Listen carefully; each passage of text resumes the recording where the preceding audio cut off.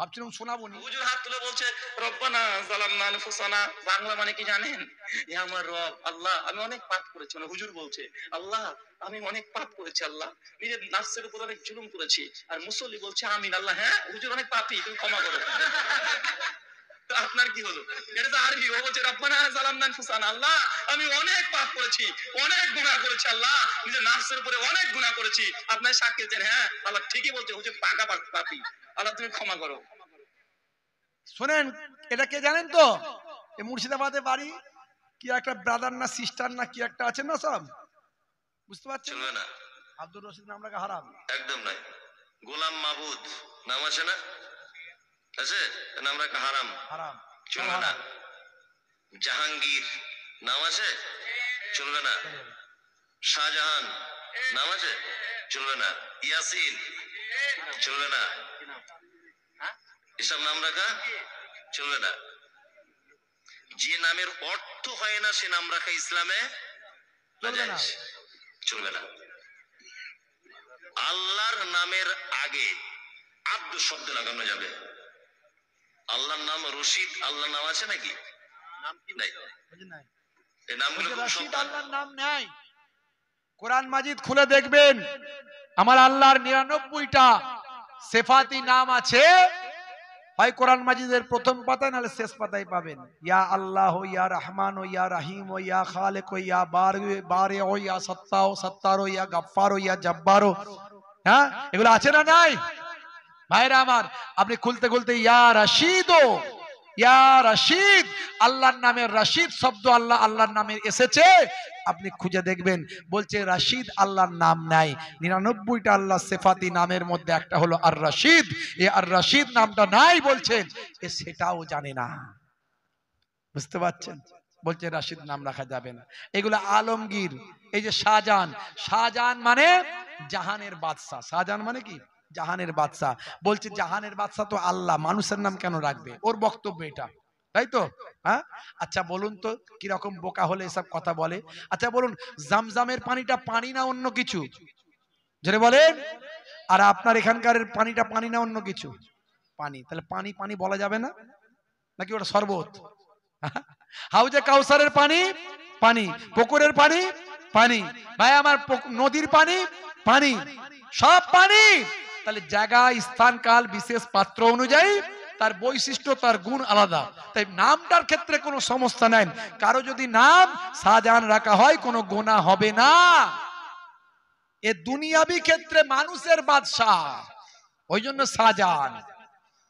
বুঝতে পারছেন? আলমগীর। তারপরে বলছি ইয়াসিন নাম রাখা যাবে না। ভাইরা আমার, তরুণ যুবকেরা আমার, এরকম অসংখ্য আছে। কটা শোনাবো, শুনিয়ে লাভ নাই। তো আখেরি জামানা, ইমান বাঁচানো আমাদের বড্ড মুশকিল। এগুলো সব ইমানের মধ্যে পড়ে যাচ্ছে, এগুলো বিশ্বাসের, আমাদের ইমানের মধ্যে পড়ে যাচ্ছে। হে তরুণ যুবকেরা, হে আমার বন্ধুরা, শুনে রেখে দিন বাবা, জেনে রেখে দেন, যে সমস্ত আলেম ওলামাদের মধ্যে নবী প্রেম আছে, ওলি আউলিয়াদের প্রেম আছে, আহলে বায়াতের প্রেম আছে, ভাইরা আমার আল্লাহর ওলিদের প্রেম আছে। যে আল্লাহর ওলিদের কথা আমার আল্লাহ কোরআন মাজিদের ভিতরে বলেছেন, যে নবীদের আহলে বায়াতের কথা আমার আল্লাহ জানিয়েছেন, যে আহলে বায়াত সম্পর্কে দয়ার নবীর হাদিসের মধ্যে এসেছে, তারাকতু ফিকুম মা ইন আখাযতুম বিহি লান তাদিল্লু কিতাবাল্লাহি ওয়া ইতরাতি আহলে বাইতি। সেই আহলে বায়াতের কথা আল্লাহর নবী হাদিস পাকের মধ্যে বলেছেন। হে তরুণ যুবকেরা, যে সমস্ত আলেম ওলামাদের মধ্যে নবী প্রেম আছে, আউলিয়ায়ে কেরামদের প্রেম আছে, মনে করবেন তারা হলো প্রকৃত আহলে সুন্নাহ ওয়াল জামাতের অনুসারী, তারাই প্রকৃত হুসাইনি মুসলমান। ইমাম হুসাইনকে ভালোবাসান কারবালা ময়দানে একটা দল হয়ে গিয়েছিল ইমাম হুসাইনের পক্ষে, আর একটা দল হয়ে গিয়েছিল এজিদের পক্ষে। এজিদের পক্ষেও আলেম ছিল, এজিদের পক্ষেও মাওলানা ছিল, এজিদের পক্ষেও হাফেজ ছিল। মনে রাখবেন, আপনি এজিদের পক্ষের হবেন না, কারণ তাদের মধ্যে নবী প্রেম ছিল না, আহলে বায়াতের প্রেম ছিল না, ইমাম হুসাইনের প্রেম ছিল না, আউলিয়ায়ে কেরামদের প্রেম ছিল না। হে তরুণ যুবকেরা, আপনি হুসাইনি মুসলমান হয়ে যান, ইমাম হুসাইনের দলভুক্ত হয়ে যান। আপনার মধ্যে নবী প্রেম, ওলি প্রেম, আল্লাহর মাহবুব বান্দাদের প্রেম থাকবেন। ও যে সমস্ত আলেমদের ভিতরে নবী প্রেম, ওলি প্রেম, আল্লাহর মাহবুব বান্দাদের প্রেম আছে, ওই সমস্ত আলেমদের অনুসরণ করুন, তাদের কথা মেনে চলুন। বুঝতে পারছেন? সূত্র বলে দিলাম, কাদের কথা শুনবেন। এখন মোবাইলে ইউটিউবে ওয়াজ ভর্তি, কার ওয়াজ নেবেন? শেষ নাই, ওয়াজের শেষ নাই, জলসার শেষ নাই, শুনতে শুনতে মাথা খারাপ হয়ে যাবে। ভাইরা আমার, আখেরি জামানা মনে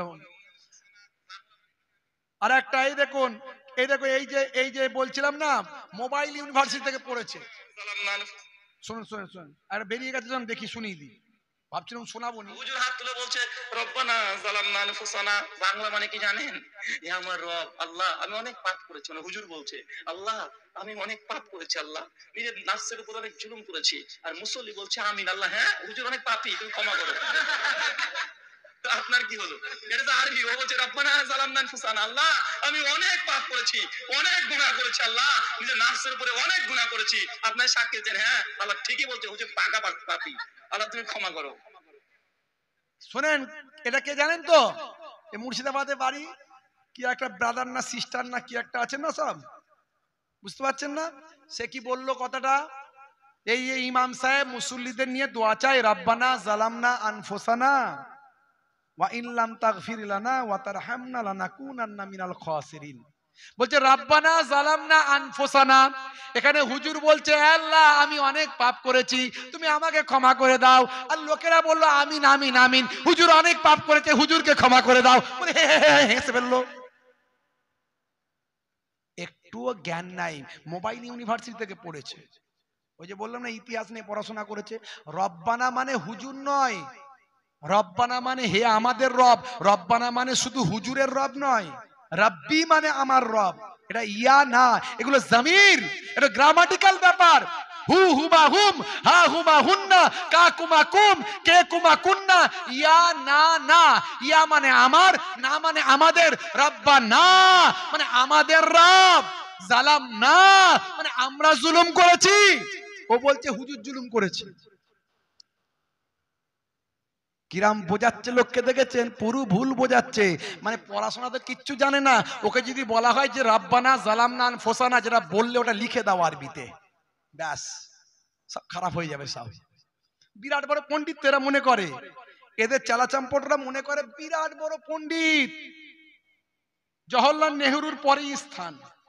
ওকে বলো শুধু কিছু নাই, আমার কাছে এলে বলবো শুধু তুমি এটা লিখে দাও আরবিতে, রব্বানা জালামনা আনফুসানা ওয়া ইন লাম তাগফির লানা।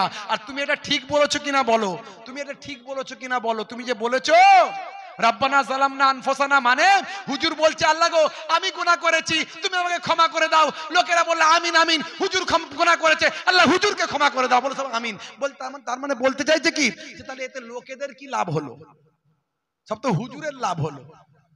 এইটা লোককে বোঝাচ্ছে, ভালো করে বুঝবেন। কিন্তু ও জানে না রব্বানা মানে আমাদের রব, জালামনা মানে আমরা জুলুম করেছি, আনফুসানা মানে আমাদের নফসের উপর। রব্বানা জালামনা আনফুসানা আমাদের নফসের উপর, আমার নফসের উপর নয়। আনফুসানা আমাদের নফসের উপর। নফসের, নফস মানে হৃদয়, আমাদের নিজস্ব, আমাদের নিজেদের উপর না, আমরা আমাদের নফসের উপর জুলুম করেছি। এটা শুধু হুজুর একার জন্য বলছে না, বরং মুসল্লিদের জন্য বলছে। তাই সবাই তাই বলছে আমিন, আল্লাহ কবুল করে নিন। আর ও এমন ভাবে বলল যে হুজুর যেন নিজের জন্য বলছে, আর সবাই বলছে আল্লাহুম্মা আমিন। এতে হুজুরের লাভ হলো, মুসল্লির কি হলো? সবাই বলল আমিন আমিন, আল্লাহ হুজুর অনেক পাপ করেছে, হুজুরকে মাফ করে দাও। দেখলে, আখেরি জামানা, ইমান বাঁচানো বড্ড দায়। সব ডকুমেন্টস রেখে দিয়েছি, আরো অনেক মাল করি আছে। আমার সঙ্গে কথা বলতে হলে এগুলোর উত্তর দিতে হবে, গালাগালি করে ঝগড়া করে কোনো লাভ নাই। হে তরুণ যুবকেরা, হে আমার বন্ধুরা, তাহলে আপনার আমার ইমানকে মজবুত করতে হবে। এই সমস্ত বিষয়গুলো থেকে দূরে থাকতে হবে। আপনি আপনারটা নিয়ে থাকুন, আমি আমারটা নিয়ে থাকি, কেউ কারো বিরোধিতা করার দরকার নাই, আপনি বিরোধিতা করবেন না। হে তরুণ যুবকেরা, গীবত শেখার চগলখড়ি করবেন না, ভাই ভাই দ্বন্দ্ব করবেন না। কেন আপনি পরিহাস করবেন? আমার আপনার দোয়াকে নিয়ে কেন পরিহাস করবেন? রাব্বানা জালামনা আনফুসানা ওয়া ইন লাম তাগফির লানা, এগুলো তো আমার আল্লাহর পক্ষ থেকে শেখানো দোয়া। এই শেখানো দোয়াগুলো নিয়ে কেন তুচ্ছ তাচ্ছিল্য হেয় প্রতিপন্ন করবেন? আল্লাহর কোরআনের আয়াতকে নিয়ে যদি কেউ তাওহীন করে তার ঈমানটা চলে যাবে।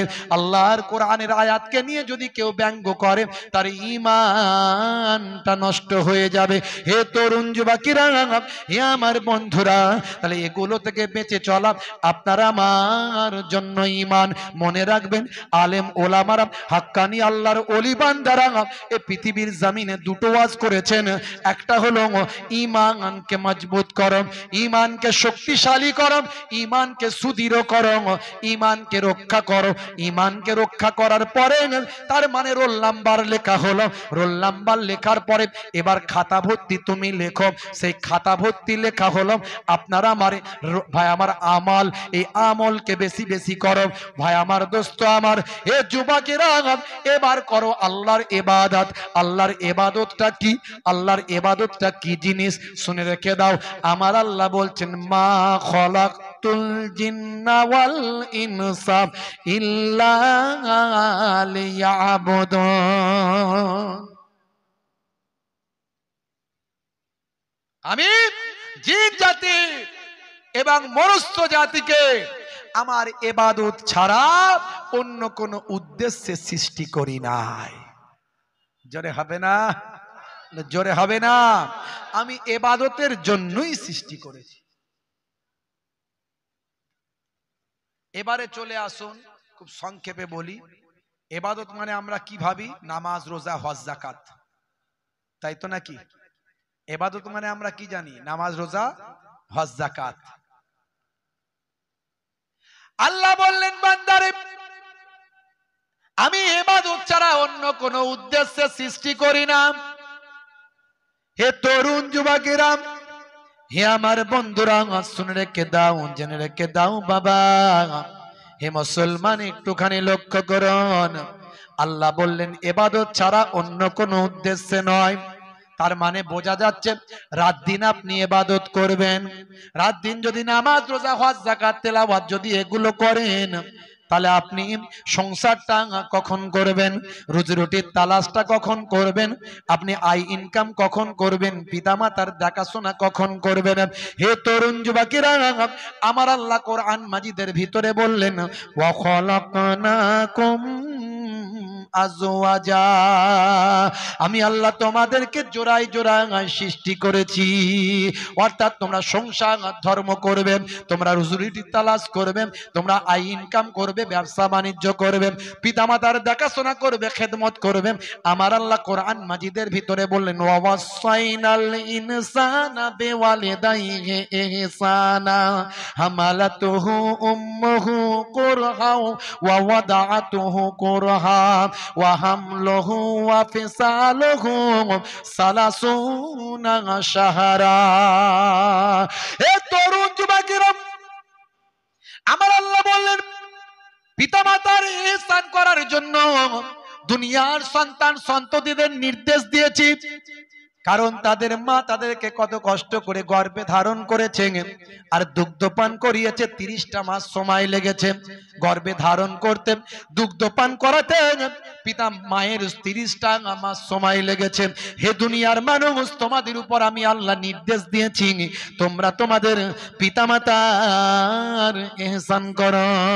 ইযহাব ফাআকরিমহা ফাইন্নাল জান্নাতা তাহতা রিজলাইহা, যাও তুমি তোমার মায়ের সম্মান করো, কারণ তোমার মায়ের পায়ের তলায় তোমার জান্নাত। হে তরুণ যুবকেরা, আমার আল্লাহ বললেন সন্তান সন্ততিদের নিয়ে দেখাশোনা করো, সন্তান সন্ততিদের দেখভাল করো, তোমার ছেলে মেয়ের দেখাশোনা করো, রুজি রুটির তালাশ করো, তবে মনে রাখবে তোমরা জানো তোমাদের সন্তান সন্ততি মালমাতা পেয়ে আমি আল্লাহ আমার ইবাদতটা না ভুলে যাও। ইয়া আইয়ুহাল্লাযীনা আমানু লা তুলহিকুম আমওয়ালুকুম ওয়ালা আওলাদুকুম আন যিকরিল্লাহ ওয়া মান ইয়াফআল যালিকা ফাউলাইকা হুমুল খাসিরুন। এ তরুণ যুবকেরা, তোমরা দুনিয়ার জমিনে, হে বিশ্বাসী বান্দারা, ঈমানদারেরা, তোমরা তোমাদের মালমাতা, সন্তান সন্ততি, ছেলে মেয়ে আল আওলাদ পেয়ে তোমরা জানো আমি আল্লাহ আমার ইবাদতটা ভুলে না যাও। তবে মনে রাখবে আমি তোমাদের সব সময় নামাজ পড়তে বলছি না, তোমরা নামাজও পড়বে, রুজি রুটির তালাশ করবে। সূরা জুমআ খুলে দেখুন, সূরা জুমআ খুলবেন আপনি পাবেন আমার আল্লাহ বলছেন ফাইজা কুদিয়াতিস সালাত ফান্তাসিরু ফিল আরদ ওয়াবতাগু মিন ফাদলিল্লাহ। হে তরুণ যুবকেরা, তোমরা তোমাদের নামাজ খতম হয়ে গেলে, মসজিদে নামাজ পড়া হয়ে গেলে জমিন पर फैल যাও, জমিনে ছড়িয়ে পড়ো। আবতাগু মিন ফাদলিল্লাহ, আমি আল্লাহ আমার অনুগ্রহের তালাশ করো, রুজি রুটির তালাশ করো। শুনে রেখে দাও, জেনে রেখে দাও, নামাজ শেষ হলেই মসজিদ থেকে তুমি বেরিয়ে যাও। সারা দিন মসজিদে থাকার দরকার নাই, কারণ তোমার সন্তান আছে, তোমার আল আওলাদ আছে, তোমার স্ত্রী আছে, তোমার বৃদ্ধ পিতামা আছে, এগুলোর দেখভাল করা তোমার জন্য ফরজ। নফল নামাজের থেকে, নফল ইবাদতের থেকে বাপ মায়ের খেদমত, স্ত্রীর দেখাশোনা, ছেলে মেয়ের এলেম শিক্ষা করা তোমার জন্য ফরজ করা হয়েছে। জোরে হবে না? তোমাকে কে নফল নামাজ পড়তে বলেছে সারা দিন ধরে মসজিদে থেকে? তোমার বাপ ওইদিকে অসুস্থ অবস্থায় পড়ে আছে, এই বাপ যদি বদদুয়া করে দেয় তোমার সারা জীবনের ইবাদত বরবাদ। পৃথিবীর কোনো মৌলবী নাই তোমাকে জান্নাতে ঢোকাতে পারে, পৃথিবীর কোনো পীর সাহেব নাই তোমাকে জান্নাতে ঢোকাতে পারে। তোমার বাপ মায়ের খেদমত করা তোমার জন্য ফরজ। তোমাকে কে নফল নামাজ পড়তে বলেছে? তোমাকে আমেরিকার লোককে গিয়ে নফল নামাজ শেখাতে কে বলেছে? তোমার বাপ বিছানায় পড়ে আছে, তাকে সুস্থতা করো, তার ট্রিটমেন্ট করো, তার ডাক্তারখানায় নিয়ে যাও, এটা তোমার জন্য ফরজ। অত সহজ নয়। গোজামিল দিয়ে ইসলাম ধর্ম চলে না, হকের ওপরে চলে। আল্লাহর কোরআন পরিষ্কার বলে দিয়েছে, চুরি করছে হাত কেটে দাও। খালি ভারতে আমরা পারবো না, কারণ এখানে আমরা হাত কাটলে আমাদের জেলে ঢুকিয়ে দেবে। যেখানে আইন চলে সেখানে হাত কেটে দেয়। সৌদি আরবে ওপেন খোলা আছে, ওপেন খোলা আছে সোনার দোকান, চুরি করার উপায় নাই, চুরি করলেই ধরতে পারলে হাত কেটে দেবে। বুঝতে পারছেন কথা? যেগুলো আমরা পারবো সেগুলো মেনে চলবো, যেগুলো মানা যাবে, মানার মতো ক্ষমতা আছে সেগুলো মানবো, যেগুলো নিরুপায় সেগুলো আল্লাহ মাফ করবেন। কথা ঠিক না ভুল? হে তরুণ যুবকেরা, হে আমার বন্ধুরা, শুনে রেখে দিন বাবা, জেনে রেখে দেন। হে মুসলমান, একটু লক্ষ্য করুন। তাহলে আপনাকে আমাকে আমার আল্লাহ ইবাদত করার জন্য বললেন, ইবাদত ছাড়া অন্য কোনো উদ্দেশ্যে আমি আল্লাহ সৃষ্টি করি নাই বললেন। আবার আমার আল্লাহ বলছেন দিনের বেলা কাজকর্ম করো, নামাজ শেষ করি তুমি ছড়িয়ে পড়ো, রুজি রুটির তালাশ করো, ছেলে মেয়েদের দেখাশোনা করো, স্ত্রীর সঙ্গে সংসার ধর্ম করো। রাতকে তোমাদের জন্য ঘুমের বানিয়েছি, দিনকে তোমাদের জন্য রুজি রুটির বানিয়েছি। আর তোমাদের জন্য আমি আল্লাহ আসমানকে, সাত আসমানকে আমি আল্লাহ সাজিয়ে দিয়েছি, আকাশকে তোমাদের জন্য ছাদ বানিয়েছি, জমিনকে তোমাদের জন্য বিছানা বানিয়েছি। হে তরুণ যুবকেরা, হে আমার মুরব্বিয়ানেরা, আমার আল্লাহ সূরা নাবার মধ্যে অনেক আয়াত দিয়েছেন, সেই আয়াতগুলোতে সব আমার আল্লাহ জানিয়েছেন। বলতে বলতে আমার আল্লাহ বলছেন ওয়াজআলনাল লাইলা লিবাসা, আমি আল্লাহ তোমাদের জন্য রাতকে পোশাক বানিয়েছি। পোশাকের কাজ কি? শরীরকে ঢেকে রাখা, শরীরকে ঢেকে রাখা। রাতকে পোশাক মানে রাত তোমাদেরকে ঢেকে রাখবে, তার মানে অন্ধকারে থাকবে, অন্ধকারে থাকবে। কোরআনের ব্যাখ্যা হাদিস, আমার নবী আবার এটাকে সুন্দর করে হাদিসে বলেছেন, হে তরুণ যুবকেরা, আল্লাহর নবী বুখারী শরীফের হাদিস 5624 নাম্বার হাদিস, সহিহুল বুখারী, হযরত জাবের রাদিয়াল্লাহু তাআলা আনহু থেকে হাদিসটা এসেছে। আন জাবেরিন আন্না রাসূলুল্লাহ সাল্লাল্লাহু আলাইহি ওয়াসাল্লাম ক্বালা ক্বালা রাসূলুল্লাহ সাল্লাল্লাহু আলাইহি ওয়াসাল্লাম আতফিউল মাসাবিহা ইযা রাকাতুম। আল্লাহর নবী বলেন, যখন তোমরা ঘুমাতে যাবে তখন তোমরা লাইটটা, আলোটা নিভিয়ে দেবে। 1450 বছর আগে আল্লাহর কোরআন বললাম রাতকে তোমাদের জন্য পোশাক বানিয়েছি। আর আমার নবী আরো ক্লিয়ার করে বললেন, রাতের বেলা যখন ঘুমাবেন লাইটটা বন্ধ করবেন। তার মানে রাতের বেলা যখন ঘুমাবেন অন্ধকারের ভিতরে তুমি ঘুমাবে। আমাদের ঘরের ছেলেরা অনেকেই অন্ধকারে ঘুমাতে পারে না। আমার কথা বোঝা যাচ্ছে তো? বোঝা যাচ্ছে? আমার তো গলা শরীর, তাই না, মেশিন তো নয়। বছরে 8 মাস জলসা, কিরাম চেঁচাতে হচ্ছে বুঝতে পারছেন। প্রত্যেক দিন একটা সেরে চলে এসেছি, কালে রাইড মাদ্রাসার জলসা আজকে 2 নম্বর চলছে। প্রতিদিনই কম বেশি 2-3টে। পরশুদিন মনে হয় 4টে করেছি। আওয়াজ যে বেরোচ্ছে এটাই আল্লাহর রহমত। আপনারা একদিন একটু চেঁচিয়ে দেখবেন কি হচ্ছে, তারপর দিন থেকে 3-4 দিন কথা বলতে পারবেন না। এরকম কত লোককে দেখেছি, বলে হুজুর গলা বসে গেছে। কি করে বসলো? বলে কমিটির লোক বুঝতেই পারছেন চেঁচামেচি করে ফেলেছি। আর তোমাদের মতো চেঁচামেচি তো প্রতিদিনই করছি আমরা, ওই জন্য মাইকের দিকে একটু বেশি আমরা নজর দিই। অনেকে বলে হুজুরা তো মাইক করছে কেন? তুমি কি বুঝবে কেন মাইক করছি? মাইকটা ভালো হলে আমাদের চাপটা কম থাকে, মাইকটা একটু গন্ডগোল হলে আমাদের প্রেসার বেশি পড়ে যায়। আজকে তো লাস্ট জলসা, কাল থেকে আর নাই, ওই জন্য এখন আর চিন্তা করিনি, যা আল্লাহ করবে তাই। কাল থেকে রোজা পড়ে যাচ্ছে। তারাবি আছে না নাই কালকে? আশা করি কালকে তারাবি হবে, চাঁদ যদি উঠে যায় ইনশাল্লাহ। তো যাই হোক ভাইরা আমার, তরুণ যুবকেরা আমার, একটু বুঝে নেবেন। কষ্ট হচ্ছে আপনাদের? আমার কথা বোঝা যাচ্ছে? আচ্ছা, কারা কারা চান না হাত তুলে দেখেন তো দেখি। আমি বলছি কারা কারা চান না হাত তুলে দেখান। ঝোঁকে ঝোঁকে উঠে যাচ্ছে নাকি? রাত হয়েছে তো, ঘড়িতে 12টা বেজে গেছে, বুঝতে পারছি। খুব অল্প সময়ের জন্য আলোচনা, লম্বা চওড়া নাই। 2টো বিষয় নিয়ে আলোচনা করব বলেছি। একটা হলো রোল নাম্বার, একটা হলো খাতা ভর্তি লেখা। মানে একটা হলো ঈমান, একটা হলো আমল। এই দুটো নিয়ে এই কথা বলতে গিয়ে, ঈমানের কথা বলতে গিয়ে অনেক কথা বলছি। এখন দেখবেন ঈমান আমাদের বাঁচানো খুব মুশকিল। মুসলমানের ছেলে ভাই আমার, ঈমান রাখা খুব কষ্টকর ব্যাপার। ছোট ছোট কথাতে আমাদের ঈমান চলে যায়। অনেকে বলে না 10 যেখানে খোদা সেখানে। এখানে তো আমরা অনেক 10 আছি, তাহলে খোদা কি অনেক? বলুন নাউজুবিল্লাহ। বলে ওপরে খোদা আর নিচে তুমি। কাউকে একটু পাম দেওয়ার জন্য, ফোলানোর জন্য, তোয়াজ করার জন্য। ওপরে খোদা নিচে তুমি, বলে না? হ্যাঁ, আচ্ছা ওপরটা আল্লাহর, নিচেটা কার? তোমার? হ্যাঁ, নিচেটাও তো আল্লাহর রে বাবু। হ্যাঁ, তাহলে এখানে আল্লাহর সঙ্গে শিরক করা হয়ে গেল। আল্লাহ মাফ করার মালিক, অনেকে না জেনে বলে। তো এরকম ঈমান বাঁচানো খুব মুশকিল। এই জন্য আল্লাহর নবী বলছেন, ইউসবিহুর রাজুলু মুমিনান ওয়া ইউমসি কাফিরান ওয়া ইউমসি মুমিনান ওয়া ইউসবিহু কাফিরান ইয়াবিউ দীনাহু বিআরজিম মিনাদ দুনিয়া। মানুষ সকালবেলা মুমিন থাকবে, সন্ধ্যাবেলা কাফির হয়ে যাবে। সন্ধ্যাবেলা মুমিন থাকবে, সকালবেলা কাফির হয়ে যাবে। কঠিন পরিস্থিতি।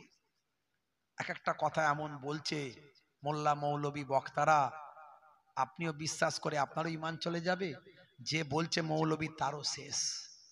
মৌলবী বলছে মানে সে বিরাট বড়, না না, তাহলে ইবলিস শয়তানের থেকে বড় মৌলবী আর কেউ ছিল না। ইবলিস শয়তান এত বড় মৌলবী ছিল, তাকে ফারিস্তাদের টিচার বানানো হয়েছিল। হে তরুণ যুবকেরা, হে আমার বন্ধুরা, শুনে রেখে দিন বাবা, জেনে রেখে দেন হে মুসলমান। তাহলে আল্লাহ বললেন, বান্দারে আমি তোমাদেরকে আমার ইবাদত করার জন্য পাঠিয়েছি। হে যুবকেরা শুনে রেখে দেন, জেনে রেখে দেন, তাহলে ঈমানের পরে আমল, আল্লাহ ইবাদত করার জন্য পাঠিয়েছেন। আবার অন্য জায়গায় বলছেন, রাতকে তোমাদের জন্য বিশ্রামের বানিয়েছি। রাতকে তোমার জন্য, তোমাদের জন্য আমি আল্লাহ রাতটাকে পোশাক বানিয়ে দিয়েছি। আল্লাহর নবী বললেন, যখন ঘুমাবে তখন লাইটটা বন্ধ করে দাও। কোরআনের এই লাইনটা নিয়ে একটা ছোট্ট বিজ্ঞান বলি, সায়েন্স বলি। এরকম অনেক বলা যায়, না খাবেন পরে দেবেন। ইন্টারনেটে আছে, দেখবেন, আমার নাম লিখবেন, হাজার হাজার বক্তব্য চলে আসবে, 20-25 হাজার বক্তব্য আছে, একটা দুটো নয়। আমি এরকম 50-100টা উদাহরণ দিয়েছি যে কোরআনে যা বলা হয়েছে, হাদিসে যা বলা হয়েছে, আজকের বিজ্ঞান বাস্তবতায় প্রমাণিত হয়েছে। হে তরুণ যুবকেরা, হে আমার বন্ধুরা, হে আমার মুরব্বিয়ানেরা, দুই একটি ছোট্ট উদাহরণ আপনাদের মাঝখানে দিই। এই যে রাতের বেলা আল্লাহ বললেন লাইটটা, নবী বললেন লাইটটা বন্ধ করে দাও, রাতকে তোমাদের জন্য পোশাক বানিয়েছি। হে তরুণ যুবকেরা, হে আমার বন্ধুরা, শুনে রেখে দিন, জেনে রেখে দিন, হে মুসলমান একটুখানি লক্ষ্য করুন। সায়েন্স বলছে, বিজ্ঞান বলছে যে মাথা থেকে মানুষের কম বেশি 5 ধরনের হরমোন নিঃসৃত হয়। তার মধ্যে যখন মানুষ অন্ধকারের ভিতরে থাকে, যখন লাইট বন্ধ করে দেন, গভীর ঘুমে আচ্ছন্ন থাকে, তখন মাথার পেছন সাইড থেকে এক ধরনের বিশেষ হরমোন তৈরি হয়। এই হরমোনটার নাম, ভাই আমার সায়েন্স বলছে, স্বাস্থ্য বিশেষজ্ঞরা বলছেন, ইন্টারনেট সার্চ করবেন, এই হরমোনটার নাম তারা দিয়েছেন melatonin hormone. Melatonin hormone, melatonin hormone চোখ যদি সিগন্যাল দেয় ব্রেনকে যে গভীর ঘুমে আচ্ছন্ন আছি এবং অন্ধকারের ভিতরে আছি, তখনই এই হরমোনটা বের হয়।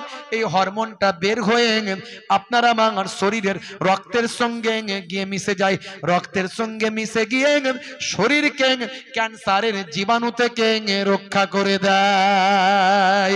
1450 বছর আগে কোনো প্যাথোলজি ছিল না, কোন রকম ল্যাবরেটরি ছিল না, কোন স্টেথিস্কোপ, ব্যারোমিটার, থার্মোমিটার ছিল না, মাইক্রোস্কোপ, স্টেথিস্কোপ ছিল না, কোন আল্ট্রাসাউন্ড ছিল না, কোন ইসিজি মেশিন ছিল না। 1450 বছর আগে নাসা, ইসরো গবেষণা কেন্দ্র ছিল না।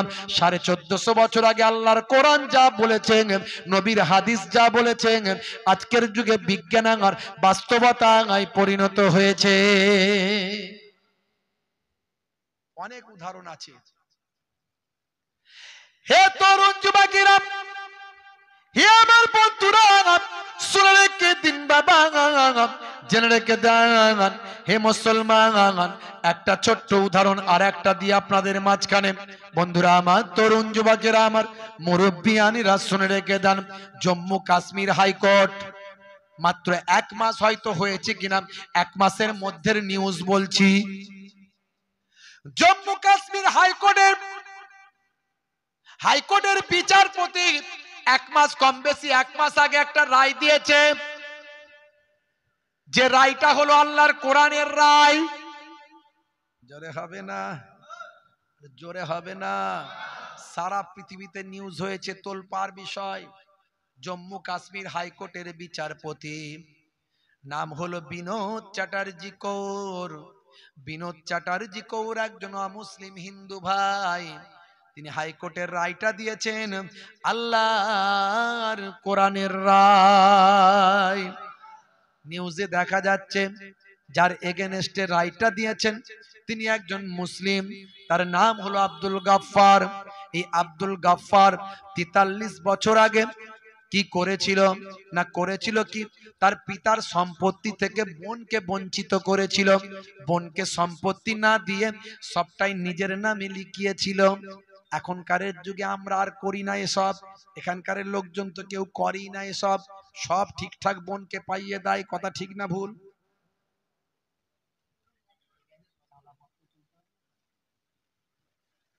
কি এখানকার লোকজনের আছে নাকি? নাই। 1 কোটি টাকা সম্পত্তি, বোনকে 5 লাখ দিয়ে বলছে তুই তো আমার নিজের বোন, বল তুই তো শ্বশুর বাড়ি পাবি, আমি কি পাবো? হ্যাঁ, আর এখানে এলে তোরই তো সব, আমার ঘর তোরই ঘর, তোর ছেলে আমারই ছেলে, তুই আসবি থাকবি খাবি 12 মাস যত ইচ্ছা থাকবি, কোনো অসুবিধা নাই।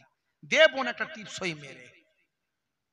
বোন সাদা মনে কাদা নাই, 5 লাখ টাকা পেয়েছে, বলছে কিছুটা দাম হবে বুঝতেই পারছিস, সই মেরে দিল, 1 কোটি টাকা সম্পত্তি ভাই নিজের নামে করে নিল। হ্যাঁ, করবেন না বাপ। হে তরুণ যুবকেরা, হে আমার বন্ধুরা, হে আমার মুরব্বিয়ানেরা, শুনে রেখে দিন বাবা, জেনে রেখে দেন, কেসটা হলো 43 বছর আগের কেস। মামলা চলছিল, রায়টা দিয়েছে 1 মাস আগে। একজন অমুসলিম হিন্দু বিচারপতি, নাম হলো বিনোদ চ্যাটার্জি কৌর। এই বিনোদ চ্যাটার্জি কৌর তিনি বিচারপতি রায় দেওয়ার সময় বললেন, হে আব্দুল গাফফার, আপনার মুখে দেখছি দাঁড়িয়ে আছে, আপনি একজন ধার্মিক মানুষ মনে হয়, নামাজ পড়েন? বলে হ্যাঁ। মুখে দাঁড়ি? বলে হ্যাঁ। হজ টজ করেছেন নাকি? বলে হ্যাঁ, হজও করেছি। তাহলে আপনি একজন পাক্কা ধার্মিক মানুষ? বলে হ্যাঁ। তাহলে আপনি সব ব্যাপারে ধর্ম বোঝেন, আর বোনের সম্পত্তিটা বুঝিয়ে দেওয়া আর ক্ষেত্রে ধর্ম কই? ও বুঝতে পেরেছি 43 বছর আগে তখন হয়তো ধর্মটর